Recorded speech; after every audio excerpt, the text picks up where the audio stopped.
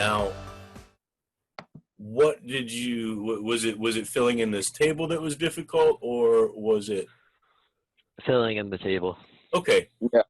All right. So this actually is, you did the beef insulin thing. Was that okay? Yeah. Like figuring out, you figured out how to use this, right? Like this thing here? Yeah. Okay. I think I did. Right? Like, because this thing's important. And and so this stuff is just exactly the same. I'm just going to focus on this row. See, these groups of three, these groups go together. So like this is a DNA strand up here, right? Yeah. There's DNA letters, and you can tell because you got the letter T in there. If you have the letter T, then you know it's DNA as opposed to RNA. We good with that part so far? Okay. So, and then, but the DNA stays in the nucleus, right? And it isn't what gets translated into proteins, it's the RNA. And so down here, you have the RNA that's complementary to this. So CAC, if you think of this whole row as the messenger RNA strand that's going to go to the ribosome, so this is complementary. So C is complementary to G, A is complementary to U because it's RNA, right? There's no T in RNA, there's U. And then C is complementary to G again. So you got GUG. And so then you go up here and you look up GUG and you see it right here. Okay. Right? So that means that this is, this is valine, VAL. Right? So that's what you do with all of them. Let's do another one. So if the next codon, the next triplet is GTA, what would I write in here? CAU. CAU. Yeah, good. All right. Make that bigger.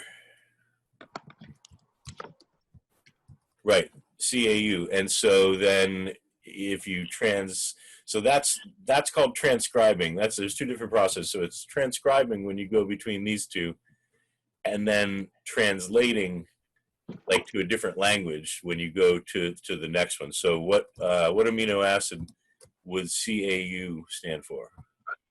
HIS or whatever. I don't know what that one is. Yeah, it's histidine actually. They all have 3-letter abbreviations, and you're not expected to know what they stand for. So HIS is histidine, correct? Okay, and so, all right. Why don't we let's just roll through this. So CUG, can I just say that? Yep. Okay, CUG, and what's that going to be? Leu or LEU. LEU, leucine, right? And you're both good with this part of it, right? The translation part, yeah. Yeah. Okay, so yeah, now it makes a lot more sense. I get it now. You're right. You get the idea now of what we're doing. Yeah. Yeah.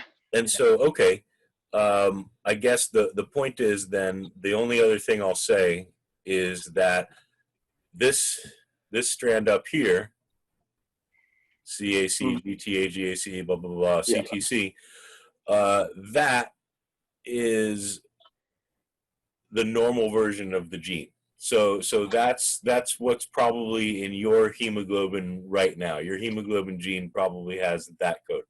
This down on the bottom is the beginning of the sickle cell disease gene. So there's a difference, and when you go through this, you might be able to pick it out just looking at the DNA letters. One of these triplets is different, and as it turns out, it codes for one of these amino acids being different. When you go through it, you'll see that. All right.